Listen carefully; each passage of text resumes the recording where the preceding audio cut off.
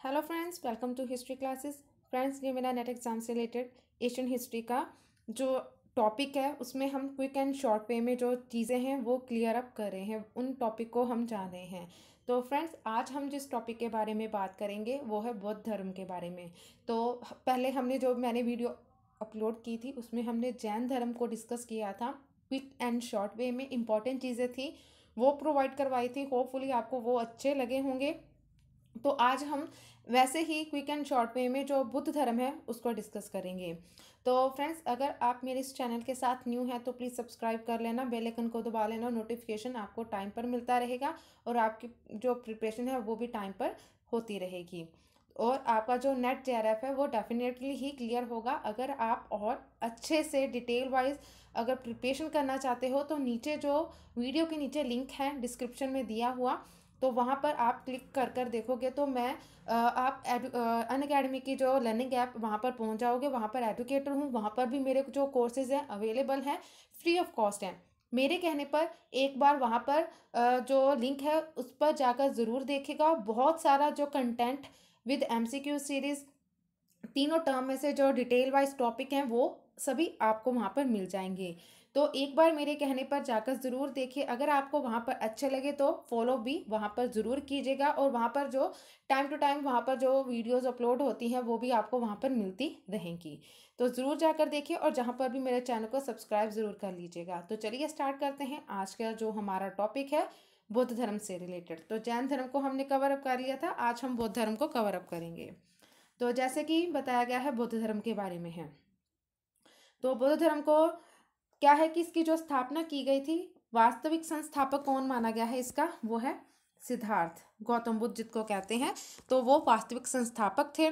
इनके जो बुद्ध के जीवन का जो परिचय है वो किस प्रकार दिया गया है। जन्म कब हुआ था? 563 ईसा में लुम्बिनी वन कपिल वस्तु में हुआ। पिता कौन थे? यशोधर थे जो शाक्य कुल के और कपिल वस्तु के जो शासक वो थे। माता कौन थी? महामाया जो कौल्या वंश की राजकुमारी थी। फिर पालन पोषण किसने किया था इनका? सिद्धार्थ के जन्म के एक सप्ताह में ही उनकी जो माता थी महामाया, उनका क्या है मृत्यु हो चुकी थी और जिसके कारण सिद्धार्थ का जो पालन पोषण था उसकी जो सुतेली माता महाप्रजापति गौतमी थी उनके द्वारा किया गया था। पत्नी आ जाती है आगे, उसका क्या नाम था? यशोधरा। अन्य नाम क्या है? बिंबा, गोपा नाम दिए गए हैं। पुत्र कौन है? राहुल। तो ये उनका थोड़ा सा ओवरव्यू है, जन्म, पिता, माता, पालन पोषण, पत्नी और बच्चे जो उनके बारे में है। आगे हम जानेंगे बुद्ध के जन्म और भविष्यवाणी क्या थी। तो बुद्ध का जो जन्म था, कालदेव एवं कौंडल्य नामक जो ब्राह्मण था उनके बुद्ध के जन्म के समय भविष्यवाणी उसने की थी और कहा था कि बालक चक्रवर्ती राजा अर्थात अथवा सन्यासी होगा। चार दृश्य जिनको देखकर जो सिद्धार्थ था उनका मन विचलित हो उठा था और उन्होंने सन्यास धारण करना का मन जो बना लिया था वहाँ उसकी ओर अग्रसर हुए थे। जिसमें पहले आ जाता है बूढ़े व्यक्ति को देखकर, बीमार व्यक्ति को देखकर, एक मृतक व्यक्ति की अर्थी को देखकर और एक सन्यासी व्यक्ति। तो ये जो थे ये चार जो उनको विचलित करने वाले जो जो सन्यास की ओर लेकर जाने वाले चार दृश्य थे। महाभनिष्कर्म। तो जैसे कि चार दृश्यों को देखकर सिद्धार्थ ने 29 वर्ष की अवस्था में गृह त्याग दिया था और बौद्ध ग्रंथ में इसको क्या कहा जाता था, किस नाम से पुकारा गया है? महाभनिष्कर्म के नाम से कहलाया है।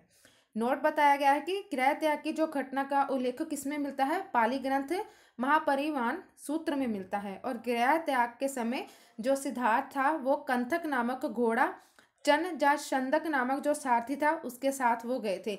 ये भी पूछ लेते हैं कि उनका घोड़ा था वो क्या नाम था और जो सारथी था वो कौन थे। तो इनके नाम भी पूछ सकते हैं। तो हर चीज़ को साथ ही साथ नोट डाउन जरूर करते रहिएगा। आगे है, सिद्धार्थ ने ओमना नदी पर घोड़ा एवं सारथी को छोड़ दिया था क्योंकि वो गृह त्याग के लिए निकले थे, संन्यास के लिए। तो उन्होंने क्या किया था आगे चलकर कि ओमना नदी जब वहां पर उन्होंने अपने घोड़े को भी छोड़ दिया और सारथी को भी, और अकेले ही चल पड़े थे। आगे बताया गया है सिद्धार्थ के बुद्ध बनने की जो यात्रा है वो किस प्रकार स्टार्ट हुई थी। ज्ञान प्राप्ति यात्रा जिसको कहते हैं। ज्ञान की खोज में सिद्धार्थ सर्वप्रथम वैशाली पहुंचे थे, जहां वहां उन्होंने अलार कलाम के आश्रम में गए। अलार्म क्लाम के सिद्धार्थ ने तप की क्रियाएं, उपनिषदों और ब्रह्म विद्या, इस प्रकार की जो शिक्षा है वहाँ से उनको उनसे प्राप्त की थी। वैशाली से वो गए राजगीर के पास, जहाँ पर रुद्र क्राम पुत्र के आश्रम पहुंचे, जहाँ पर उन्होंने योग का जो ज्ञान है उसको प्राप्त किया था। राजगीर से उर्वेला गए, फिर मोहना तथा निरंजना नदी संगम पर 6 वर्ष की तपस्या की और वहां पर ज्ञान प्राप्ति नहीं हुई, और बाद में उन्होंने सुजाता नामक स्त्री से खीर खाकर जो अपना उन्होंने व्रत रखा हुआ था, तो वहां पर उन्होंने जाकर तोड़ा था। जो 6 वर्ष तक उन्होंने तपस्या की थी और उसके बाद अपना व्रत। फिर 35 वर्ष की आयु में निरंजना नदी के तट पर ही वैशाख पूर्णिमा को रात्रि में पीपल वृक्ष के नीचे, वट वृक्ष जिसको कहते हैं, सत्य और ज्ञान की उनको प्राप्ति हुई। और इस घटना को किससे संबोधित कहा गया है, तो संबोधि कहा गया है इस घटना को। और ये ज्ञान उन्होंने समाधि के 49वें दिन प्राप्त हुआ था। तो ये उनके ज्ञान प्राप्ति का जो पूरी यात्रा थी वो किस प्रकार की थी उसके बारे में है। पहले ओमना नदी, फिर वैशाली के, फिर राजगीर, फिर उर्वेला। तो क्या क्या था कि ओमना नदी, जहाँ से उन्होंने अपना घर को त्याग दिया था, घोड़ा और साथी को छोड़ा। फिर वैशाली के, जहाँ से उन्होंने अलार्कलाम से तप किया, उपनिषद का ज्ञान प्राप्त किया। रुद्रक्राम पुत्र को वहाँ से उन्होंने योग की प्राप्ति हुई। और निरंजना नदी के तट पर वैशाख पूर्णिमा को उनको ज्ञान की प्राप्ति हुई थी। तो ये उनका जो ज्ञान प्राप्ति का क्रम है वो इस प्रकार दिया गया है। आगे जानेंगे। ज्ञान प्राप्ति के बाद उर्वेला का ये क्षेत्र बोध गया एवं सिद्धार्थ बुद्ध कहलाए। धर्म चक्र परिवर्तन क्या है, तो गौतम बुद्ध के ज्ञान प्राप्ति के बाद प्रथम उपदेश एवं दीक्षा दिए जाने वाली घटना क्या कहलाती है, धर्म चक्र परिवर्तन कहलाती है। गौतम बुद्ध ने अपना पहला उपदेश और दीक्षा किसको दी थी, ऋषि पतन सारनाथ में दिए। और अपना उसका जो उल्लेख है वो कहाँ पर मिलता है, संयुक्त निकाय में मिलता है। प्रथम उपदेश में ही गौतम बुद्ध ने 4 आर्य सत्यों को भी बताया था। 4 आर्य सत्य क्या हैं, तो वो इस प्रकार दिए गए हैं कि दुख है, दुख ही दुख है चारों ओर। दुख समुदाय मतलब कि दुख का कारण है, जो दुख समुदाय दुख का कारण है। दुख निरोध दुख का निदान है। और दुख निरोध गामिनी प्रतिपदा, दुख निदान के जो उपाय, तो वो ये 4 आर्य सत्य बताए गए हैं कि चारों ओर दुख ही दुख है, दुख के क्या कारण है, दुख का निदान किस प्रकार होगा, और दुख के निदान के जो क्या क्या आगे उपाय बताए गए हैं कि उनको कैसे दूर किया जा सकता है। तो ये 4 आर्य सत्य गौतम बुद्ध के द्वारा बताए गए हैं। आगे जानेंगे अष्टांगिक मार्ग। तो ये अष्टांगिक मार्ग कहा जाता है, इसका संबंध 4 आर्य सत्य से बताया गया, जो हमने पीछे अभी पढ़े हैं 4 आर्य सत्य। तो ये 4 आर्य सत्य में पहले क्या है, प्रथम आर्य सत्य जो आता है दुख। प्रथम आर्य सत्य के अनुसार संसार में सभी वस्तुएं दुखमय हैं। और प्रथम आर्य सत्य में जन्म एवं मरण के चक्र को दुख का मूल कारण बताया गया है, क्योंकि लोग जन्म मरण के चक्र का जो ये दुख का ही कारण है, जो जन्म मरण का जो चक्र बताया गया है। दूसरा आर्य सत्य है कि दुख समुदाय है, कि दूसरे आर्य सत्य में दुख उत्पन्न करने वाले मूल कारण तृष्णा को बताया गया है, कि दुख कहाँ से उत्पन्न होता है, तृष्णा से, जो हमारी तृष्णाएं होती हैं वहां से। तीसरा आर्य सत्य क्या बताया गया है, दुख निरोध। तीसरा आर्य सत्य में दुख निरोध के लिए तृष्णा का उन्मूलन आवश्यक बताया गया है, कि इस चीज को, इस निरोध के लिए, दुख का निरोध के लिए क्या चीज है, जो तृष्णाएं हैं उनका उन्मूलन आवश्यक है वो। और चौथा आर्य सत्य क्या बताया गया है, कि दुख निरोध गामिनी प्रतिपदा, की चौथे आर्य सत्य में गौतम बुद्ध ने दुख का उन्मूलन का मार्ग बताया है। और क्या है कि दुख को दूर करने का जो सबसे ईजिएस्ट मार्ग कौन सा है, अष्टांगिक मार्ग। तो ये 4 आर्य सत्य बताए गए हैं, जिन क्या है, अष्टांगिक मार्ग, जिनको अष्टांगिक मार्ग भी कहा गया है, 4 आर्य सत्य। आगे है अष्टांगिक मार्ग में और क्या आ जाता है, जिसमें कि समक्य दृष्टि, वस्तुओं के वास्तविक स्वरूप जो उसका ध्यान रखना, समक्य संकल्प, आस्क्य से हिंसा से मुक्त विचार, समक्य वक्र, अप्रिय वचनों का परित्याग, समक्य कर्मोत्तर दया, सत्य अहिंसा, सत्य कर्मों का अनुसरण करना, समक्य आजीव, सदाचार के नियमों के उन्मूलन, जीवन व्यतीत करना। और समक्य व्यायाम क्या है, कि विवेकपूर्ण प्रयत्न करना, समक्य स्मृति, मिथ्या धारणाओं का प्रत्याग कर सच्ची धारणा रखना, समक्य समाधि, मन अथवा चित्त की एकाग्रता। तो ये अष्टांगिक मार्ग के कुछ जो सत्य बताए गए हैं। तो 8 जो कह लो कि अष्टांगिक मार्ग के जो समक्य दृष्टि, समक्य संकल्प, वक्र, कर्मोत्त, जीवन, व्यायाम, स्मृति, समाधि, तो ये अष्टांगिक के 8 मार्ग बताए गए हैं। आगे है बौद्ध संघ की स्थापना। तो बौद्ध संघ की जो स्थापना हुई है, तो उसमें पहले हम जानेंगे बौद्ध संघ की स्थापना उसके बारे में कि गौतम बुद्ध ने ही सारनाथ में बौद्ध संघ की जो स्थापना थी वो की थी। फिर बौद्ध संघ का जो संगठन है गणतांत्रिक प्रणाली के आधार पर किया गया था। संघ में प्रवेश पाने के लिए कम से कम उम्र जो थी वो 15 वर्ष उसकी होनी चाहिए और माता पिता की आज्ञा जरूरी है। अवस्था, शारीरिक विकलांगता, ऋणी सैनिक एवं दासों का जो था संघ में प्रवेश वर्जित था। किसी प्रस्ताव में मतभेद होने पर मतदान करवाया जाता था और मतदान गुप्त एवं प्रत्यक्ष दोनों रूप से होता था। तो गण जो पूर्ति थी वो 20 सदस्य होते थे। फिर संघ के सदस्य अनुयायी जो थे वो 2 भागों में बांटे गए थे। पहले आ जाते थे भिक्षु या भिक्षुणी और दूसरे आ जाते थे उपासक और उपासिकाएं। भिक्षु जो होते थे ये सन्यासी जीवन जीने वाले लोग होते थे और उपासक जो उपासिकाएं होती थी इसमें वो गृहस्थ जीवन में रहकर ही बौद्ध धर्म का अनुसरण करने वाले लोगों को कहा गया था। वो इस प्रकार बौद्ध धर्म को मानते थे गृहस्थ जीवन में रहकर ही। आगे बताया गया है कि बौद्ध संघ की सदस्यता सभी जातियों के लिए एक समान थी। सभी धर्म के जो जातियों के लोग हैं वो इसमें प्रवेश कर सकते थे। चोर एवं हत्यारों का प्रवेश वर्जित था। प्रारंभ में स्त्रियों का जो संघ में शामिल होना उसका अधिकार नहीं दिया गया था, परंतु जब गौतम बुद्ध कपिलवस्तु पहुंचे थे तो उनकी जो सौतेली माता थी गौतमी जो वो भी प्रवज्ञा ग्रहण करने के लिए इच्छा प्रकट करने लगी थी। तो परंतु जो गौतम बुद्ध थे उन्होंने मना कर दिया था। लेकिन गौतम बुद्ध जब कपिलवस्तु से वैशाली पहुंचे तो गौतमी भी उनके साथ वैशाली गई। तो अंत में जो आनंद थे तो उनके प्रबल आग्रह करने पर गौतम बुद्ध ने प्रवज्ञा ग्रहण करने की उनको अनुमति दे दी और उनको संघ में शामिल किया।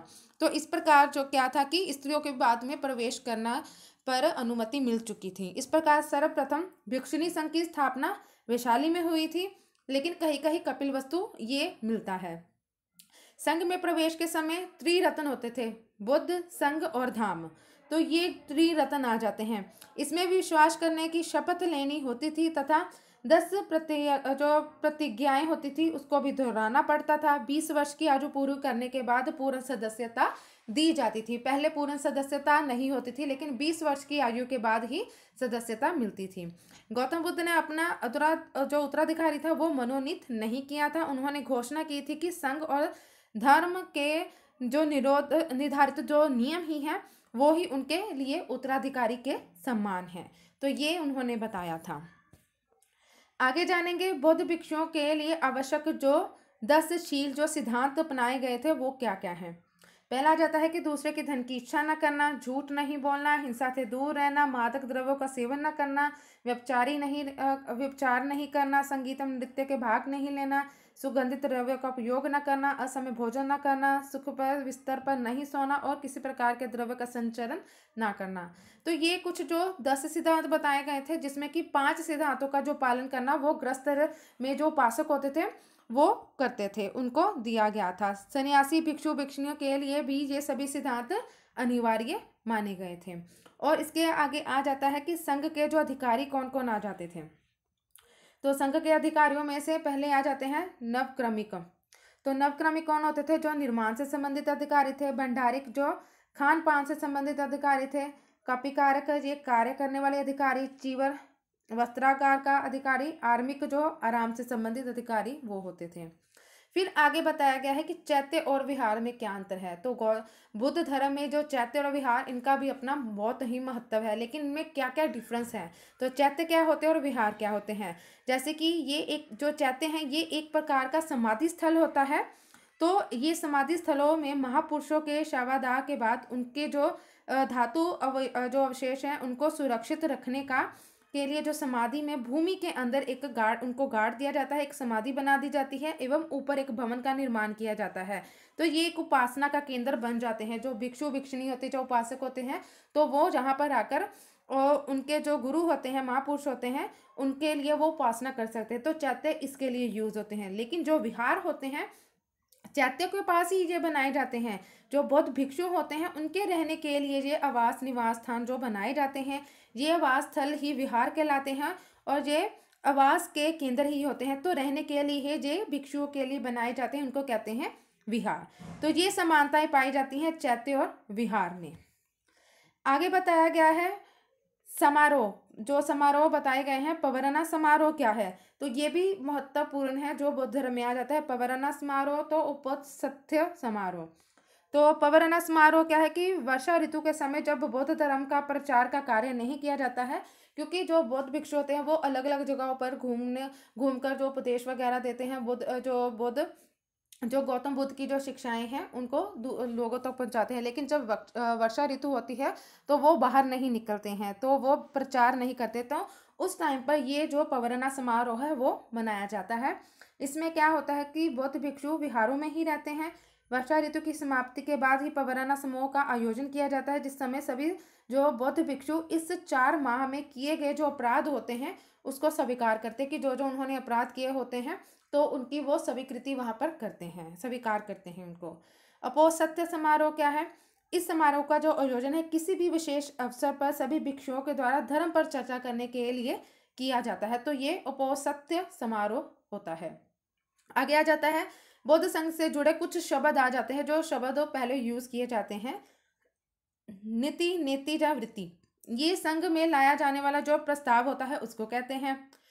प्राध्यापक, ये सभा में बैठने की व्यवस्था करने वाले अधिकारी को कहते हैं। उपसंपदा, संघ की पूर्ण सदस्यता जिसको होती है उसको कहते हैं। समनेर या श्रमनेर, ये प्रतिज्ञा ग्रहण करने वाला जो व्यक्ति होता है उसको कहते हैं समनेर। तो ये चीजें हैं। आगे हम जानेंगे गौतम बुद्ध का जो धर्म उपदेश जो स्थान अनुसार जो भ्रमण था वो किस प्रकार था, पहले कहाँ गए फिर आगे क्या गए, तो ये क्रम बताया गया है उनका। पहले वो सारनाथ गए जहाँ पर उन्होंने प्रथम उपदेश दिया, जिसको धर्म चक्र परिवर्तन कहते हैं।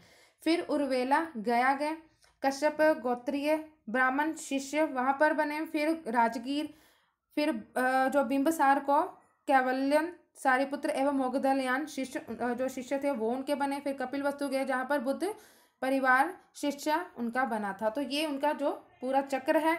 आगे फिर वैशाली के फिर गौतमी व प्रज्ञा भिक्षुणी संघ की स्थापना हुई। फिर पावापुरी जहाँ पर अतिवास पेचिश से पीड़ित हुए, तो ये अंतिम प्रक्रिया पावापुरी में उनकी हुई थी। तो ये पूरा गौतम बुद्ध का धर्म उपदेश के अनुसार जो भ्रमण था किस प्रकार किया और उनकी अंतिम प्रक्रिया कहाँ पर हुई थी वो आगे बताया गया है। कि बुद्ध जो थे 45 वर्ष तक धर्मोपदेश देते रहे। उन्होंने अपना भ्रमण काल के दौरान पूर्व में चंपा, पश्चिम में कुरुक्षेत्र, उत्तर में कपिलवस्तु, दक्षिण में वैशाली तक की उन्होंने यात्रा की।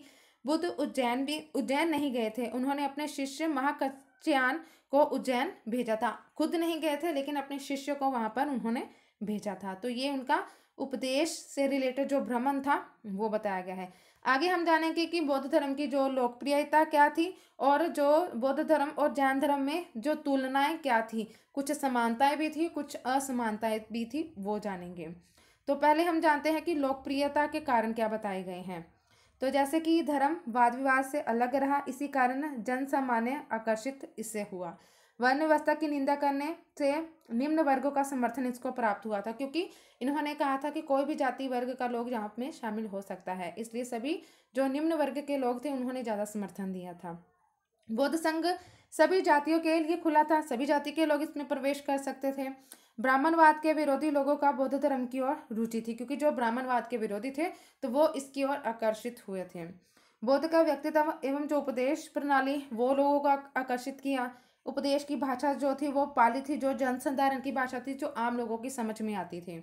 संघ की स्थापना और महत्वपूर्ण शासकों का जो सहयोग इत्यादि, इसी कारणवश भी इसकी लोकप्रियता बहुत थी। अब जानेंगे बौद्ध धर्म व जैन धर्म की जो तुलनाएं, समानताएं और असमानताएं क्या पाई गई हैं। जैसे कि दोनों धर्म जो थे अनीश्वरवादी थे ये। फिर दोनों धर्म वैदिक सिद्धांत नहीं मानते थे। दोनों धर्म द्वारा जो यज्ञ विधान कर्मकांड इसका विरोध किया गया था। दोनों धर्मों द्वारा जाति प्रथा एवं लिंग भेद की निंदा की गई थी और दोनों धर्म द्वारा पुनर्जन्म में भी विश्वास था। तो ये कुछ दोनों में समानताएं थी, लेकिन जब दोनों में असमानताएं क्या क्या पाई गई हैं दोनों धर्मों में, जैन धर्म में अहिंसा पर अधिक बल दिया गया था, लेकिन बौद्ध धर्म जो था वो जैन धर्म से कम अहिंसा पर बल देता था। तो आगे है, जैन धर्म आत्मा को शाश्वत मानता था, अर्थात जीवन में आत्मा होती है, जीव में आत्मा होती है, किंतु बौद्ध धर्म ईश्वर व आत्मा दोनों को ही नहीं मानता था। जैन धर्म आत्मावादी तथा बौद्ध धर्म अनात्मावादी था। जैन धर्म कठोर तपस्या आत्महत्या को मानता है, लेकिन बौद्ध धर्म में ऐसा नहीं होता था। जैन धर्म का विकास भारत के बाहर नहीं, जबकि बौद्ध धर्म का बाहर भी हुआ था, वैश्विक है। जैन धर्म वर्ण व्यवस्था की निंदा नहीं करता था, जबकि बौद्ध धर्म वर्ण व्यवस्था की निंदा करता था। वो वर्ण व्यवस्था की निंदा नहीं करते थे जैन धर्म, लेकिन ये निंदा करते थे। तो ये कुछ असमानता और कुछ समानताएं थी जो दोनों धर्मों को एक दूसरे से अलग कर रखती थी। आगे हम जानेंगे बौद्ध धर्म की जो मान्यताएं और दर्शन क्या आ जाते हैं। तो बौद्ध दर्शन जैसे कि श्रनिकवादी है और बौद्ध दर्शन अंत शुद्धवादी है। बौद्ध दर्शन कर्मवादी, कर्म का आशय कायिक वाचिक और मानसिक चेष्टाओं से है। बौद्ध दर्शन अनीश्वरवादी, बौद्ध धर्म पुनर्जन्म में विश्वास रखता है। बौद्ध धर्म अनात्मवादी है। बौद्ध धर्म में शाखा, जो बौद्ध धर्म की शाखा है वो सम्यक्त्य ने आत्मा को माना है। बौद्ध धर्म का मूलाधार 4 आर्य सत्य पर निर्भर है और ये त्रिरत्न भी आ जाते हैं, जिसमें कि बौद्ध संघ और धाम ये आ जाता है। कुछ मान्यताएं और कुछ दर्शन बताए गए हैं। फिर जीवन से, बौद्ध के जीवन से जो रिलेटेड कुछ जो महत्वपूर्ण घटनाएं आ जाती हैं, जिसमें कि पहले गृह त्याग, उसको क्या कहते हैं, महाभिनिष्क्रम। संबोध, जो ज्ञान प्राप्ति और निर्वाण प्राप्त हुआ था वो, और प्रथम उपदेश धर्म चक्र परिवर्तन, और देहवास जब हुआ था वो महापरिनिर्वाण कहलाया। तो ये उनके जीवन से रिलेटेड चीजें आ जाती हैं। आगे हम जानेंगे जो कुछ प्रतीक चिन्ह आ जाते हैं उनके जीवन की क्रियाओं से रिलेटेड है। जैसे कि जन्म, तो उनका कमल था और गर्भ हाथी। फिर यौवन सांड, जो प्रतीक चिन्ह आ जाते हैं। गृह त्याग घोड़ा, ज्ञान प्राप्ति बोध वृक्ष में हुई, जो समाधि शेर की, उपदेश चक्र कहलाया, निर्वाण पद चिन्ह, और मृत्यु जो थी वो स्तूप के रूप में, जैसे कि सांची का स्तूप में उनको एक बौद्ध धर्म से रिलेट माना गया, तो ऐसे चिन्ह आ जाते हैं। कुल 4 पशु चिन्ह महात्मा बुद्ध के जीवन की घटनाओं से संबंधित माने गए हैं, जिसमें कि घोड़ा, सांड, शेर और गर्भ जैसे हाथी। तो ये 4 पशु चिन्ह आ जाते हैं। और सबसे इंपॉर्टेंट आ जाती है जो संगतियां हुई थी। तो पहली संगति जो हुई थी 483 ईसा पूर्व में, कहाँ पर हुई थी, राजगीर में। माँ कश्यप अध्यक्ष थे। संरक्षण किसने दिया था, अजातशत्रु ने। और क्या इसमें हुआ था, सूत पिटक और विनय पिटक जो है उसकी रचना की गई थी। द्वितीय जो हुई थी 383 ईसा पूर्व में हुई थी, विशाली में हुई थी। और संबकरीम जो थे ये इसके अध्यक्ष के रूप में थे। कालाशोक जो संरक्षक थे। संघ महासंगिक व महासंगिक स्थायी वादी में बट गया था, तो ये वह स्थवीरस्यवादी में ये बढ़ चुका था। तृतीय जो थी 250 में हुई थी पाटलिपुत्र में। मोगलीपुत्र 30 थे। अशोक और अभिधम पिटक का जो यहाँ पर संकलन वो हुआ। चतुर्थ जो हुई थी 98 ईसा पूर्व में कुंडलवन में हुई थी। वसुमित्र थे, कनिष्क थे, और हीनयान और महायान दोनों शाखाओं में ये बढ़ चुका था। तो ये कुछ बौद्ध संगतियाँ और क्या क्या जो कार्य किए गए थे उसके बारे में बताया गया है। आगे हम जानेंगे बौद्ध के जो शिष्य आ जाते हैं, जैसे कि बौद्ध के शिष्य कौन थे, तपस्सु व मलिक बौद्ध के प्रथम 2 अनुयायी थे। फिर पंच वीरथ्य महा ब्राह्मण सारिपुत्र, मोगदगलयान, राहुल पुत्र जो थे, नंद सौतेला भाई था, उपाली, आनंद, स्त्रियों को संघ में सदस्यता दिलाने में इनका बहुत ज़्यादा योगदान था। जीवक जो बिंबिसार के जीवक को अवंती उज्जैन नरेश पदोत की चिकित्सा हेतु भेजा गया था। वो बिंबिसार जो मगध का शासक था। अजातशत्रु ये प्रारंभ में अजीवक, फिर महावीर स्वामी के संपर्क में, और अंत में गौतम बुद्ध के जो इन्होंने उनसे दीक्षा ली थी वो। फिर प्रसेनजित और माँ कच्छप, तो ये प्रथम बौद्ध संगति का अध्यक्ष था। तो ये उनके जो शिष्य थे बौद्ध के शिष्य के रूप में। फिर आ जाते हैं बौद्ध की प्रमुख शिष्याएं कौन थी।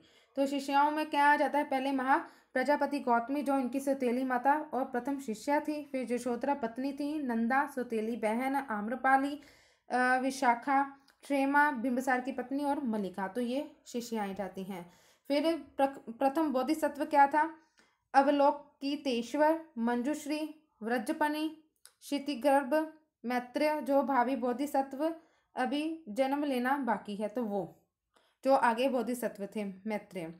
फिर आगे आ जाते हैं जो संरक्षण जिन राजाओं के द्वारा बौद्ध धर्म को दिया गया था वो, जिसमें पहले बिंबिसार आ जाते हैं, अजातशत्रु, मगध नरेश, प्रसेनजित, कौशल नरेश, उदयन, वत्स्य नरेश, पदोत, अवंती नरेश, अशोक व दशरथ मौर्य नरेश, कनिष्क कुषाण वंश, हर्षवर्धन पुष्यभूति वंश, सहसी वंश और पाल वंश। तो ये जो राजा थे जो बौद्ध धर्म के संरक्षक राजा जिन्होंने बौद्ध धर्म को संरक्षण दिया था वो। फिर आ जाता है 8 महास्थान कौन कौन से आ जाते हैं बौद्ध धर्म से रिलेटेड। लुम्बिनी, बोधगया, सारनाथ, कुशीनारा, श्रावस्ती, संकीसा, राजगृह और वैशाली। तो ये 8 जो महास्थान आ जाते हैं जो बौद्ध धर्म से रिलेटेड हैं। आगे बताया गया है बौद्ध धर्म का जो विभाजन हुआ था। तो बौद्ध धर्म के विभाजन के बारे में वो बताया गया है। तो बौद्ध धर्म का जो विभाजन था 2 शाखाओं में हो चुका था, जैसे कि हीनयान और महायान। गौतम बुद्ध को महापुरुष मानते थे ये, लेकिन जो दूसरे महायान वाले थे ये उनको देवता मानते थे। हीनयान वाले जो थे ये व्यक्तिवादी धर्म था, अर्थात सभी को अपने व्यक्तिगत प्रयत्नों से मोक्ष की प्राप्ति वो करना चाहिए, तो ये हीनयान वालों का था। लेकिन महायान वाले मानते थे कि पर सेवा तथा परोपकार पर बल ये सभी का कल्याण चाहते हैं, इसलिए इनका मानना है कि बोधिसत्व गुणों व हस्तांतरण हो सकता है। ये मूर्ति पूजा में विश्वास नहीं रखते थे, लेकिन ये मूर्ति पूजा में विश्वास रखते थे और बुद्ध की भक्ति करते थे। फिर ये इनकी जो साधना पद्धति होती थी बहुत कठोर एवं भिक्षु जीवन का ये हिमायती था, और ये जो था इनका जो सिद्धांत था वो सरल व सुलभ था और भिक्षाओं के उपासकों का भी इनमें महत्व था। ये पाली भाषा में था, हीनयान जो इनके साहित्य था ये संस्कृत भाषा में था महायान वालों का। तो ये बौद्ध धर्म का जो विभाजन जो 2 शाखाओं में हुआ था तो वो अलग अलग सिद्धांतों का प्रतिपादन करते थे। फिर जो आगे चलकर जो अन्य संप्रदाय आ जाती हैं वो कौन सी थी, जिसमें आ जाता है वज्रयान संप्रदाय। तो पूर्व मध्यकाल में बौद्ध धर्म के अंदर तंत्र मंत्र का भी प्रभाव बढ़ रहा था। इस प्रभाव से वज्रयान संप्रदाय का उदय हुआ था। तो वज्रयान संप्रदाय के लोग वज्र का संबंध धर्म के साथ स्थापित करके एवं इनकी प्राप्ति के लिए पंचमकार, मध्य, मास, मैथुन, मत्स्य और मुद्रा की साधना करते थे। ये जादुई शक्ति को प्राप्त करके मुक्त होने की जो संकल्पना थी इनके जो केंद्र आ जाते हैं वो है नालंदा, विक्रमशिला, सोमपुरी और जगदल्ला। तो वहाँ पर जो है वो इस संप्रदाय से रिलेटेड जो है जो शिक्षाएं वो दी जाती थी। तंत्रवाद को बौद्ध संप्रदाय में अपनाने वाला सर्वज्ञ मित्र था और चक्रयान एवं सहजयान का संबंध वज्रयान संप्रदाय से भी था। फिर आगे चलकर कुछ जो बौद्ध धर्म से रिलेटेड जो विद्वान आ जाते हैं, जिसमें कि पहले आ जाता है अमोघवर्ष। कनिष्क के समकालीन थे, इन्होंने बुद्ध चरित्रम ग्रंथ की रचना की। नागार्जुन, इन्होंने बौद्ध दर्शन के माध्यमिक विचारधारा था उसका प्रतिपादन किया और शून्यवाद के नाम से वो जानी जाती थी। वसुबंध, ये गौतम बुद्ध का विशेष कोश कहे जाने वाले अभिधम कोश की इन्होंने रचना की। और बुद्ध कोश जो थे इन्होंने जो विशुद्धि मार्ग जो हीनयान संप्रदाय का प्रमुख ग्रंथ है वो पुस्तक लिखी थी। तो ये प्रमुख जो बौद्ध विद्वान वो हैं उनके बारे में है। आगे हम जानेंगे बौद्ध साहित्य क्या है। तो जैसे कि बौद्ध साहित्य में पहले 3 त्रिपिटक आ जाते हैं। ये बौद्ध धर्म के प्राचीन ग्रंथ है, जिसमें सूत पिटक, विनय पिटक और अभिधम पिटक आ जाते हैं। सूत पिटक क्या है, इसमें बौद्ध धर्म के धार्मिक विचार और उपदेशों का संग्रह है। गद्य और पद्य दोनों का मिश्रण है। पिटक 5 निकायों में विभाजित है, जैसे कि दीर्घ निकाय जिसमें महात्मा बुद्ध के जीवन के आखिरी समय का वर्णन है।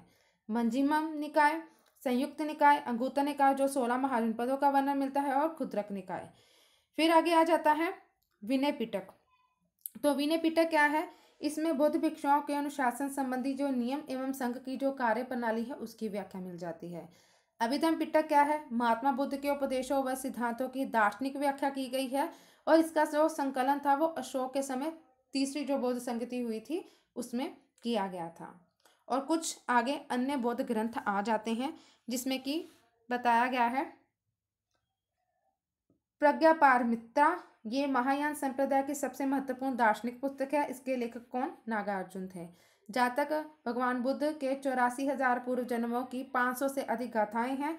खुद्रक निकाय सूत्र पिटक का 10वां ये ग्रंथ था। फिर थेरा गाथा और थेरी गाथा में अंतर किया जाता है।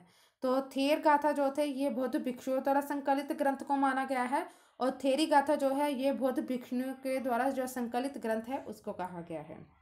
फिर आ जाता है बौद्ध धर्म के जो पतन के क्या कारण माने गए हैं, क्योंकि बौद्ध धर्म में कर्म कांड का जो प्रभाव आगे बढ़ चुका था, क्योंकि वज्रयान संप्रदाय का उदय हो चुका था, जिसमें यज्ञ बलि विधान ये सब चीज़ें वहाँ पर किए जाने लगे थे, ये सब कार्य होने लगे थे, इनकी शिक्षाएं देनी शुरू कर दी गई थी, जिसके कारण इनका जो महत्व था वो बहुत नीचे होने लगा था। फिर पाली भाषा त्याग कर लोगों ने संस्कृत को अपनाया। मूर्ति पूजा का प्रारंभ हो चुका था, क्योंकि महायान वाले मूर्ति पूजा उन्होंने भक्ति करनी स्टार्ट कर दी थी उससे। फिर ब्राह्मण धर्म का जो उत्थान था वो स्टार्ट हो चुका था। फिर भक्तों ने भारी मात्रा में दान प्राप्ति, तो भक्तों ਜਿਹੜੇ भक्त होते थे उनसे भारी मात्रा में दान लिया जाता था। वो बौद्ध विहारों में कृतियाँ एवं भोग विलासताएं वो स्टार्ट हो चुकी थी। कुछ शासकों द्वारा बौद्ध विरोधी दृष्टिकोण भी अपना लिया गया था। तो इसी कारणवश क्या हुआ था कि जो बौद्ध धर्म था वो अपने एक पतन की ओर अग्रसर हो रहा था, पतन की ओर बढ़ रहा था। तो इस कारणवश ही जो चीज़ें क्या थी वो बौद्ध धर्म को उसके पतन की ओर ले गई थी। तो देखो फ्रेंड्स, हमने कितना कुछ जो आज है एक ही वीडियो में हमने बौद्ध धर्म को पूरा कवर अप कर लिया है। इसी से ही इम्पॉर्टेंट चीज़ें हैं पूछी जाती हैं, ऐसे ही इम्पॉर्टेंट क्वेश्चंस आ रहे हैं इनमें से। तो प्लीज़ इनको नोट डाउन ज़रूर कीजिए, साथ ही साथ अपनी प्रिपरेशन अच्छे से स्टार्ट कर दीजिए, क्योंकि आपका एग्ज़ाम मई में होने वाला है। एग्ज़ाम डेट आ चुकी हैं, तो तैयारी शुरू कीजिए। और अच्छे से करना चाहते हो तो नीचे लिंक में जाकर आप मेरी प्रोफाइल में जाकर अनअकैडमी पर देख सकते हो, उसका जो लर्निंग ऐप है उसको डाउनलोड कर लो।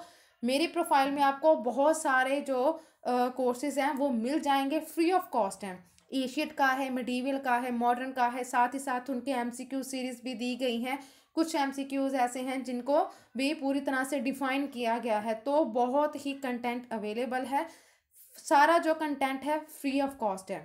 तो फ्री में आपको बहुत ही अच्छी तरह से मिल रहा है, प्रिपरेशन हो जाएगी, देखिएगा ज़रूर। और जहाँ पर भी फॉलो ज़रूर कीजिएगा मेरे इस चैनल पर, और अनअकैडमी पर भी आपको अगर अच्छे लगे तो वहाँ पर भी फॉलो करना वीडियोस को, और कमेंट कर बताइए कि आपको लेसन्स कैसे लग रहे हैं। लाइक कीजिएगा और अपने फ्रेंड्स के साथ शेयर कीजिएगा, और उनकी भी हेल्प कीजिएगा, उनको भी अनअकैडमी के बारे में ज़रूर बताइएगा। तो ऐसे ही देखते रहिए और प्रिपरेशन अच्छी तरह से करते रहिए। और वीडियो देखने के लिए आप सभी का थैंक यू।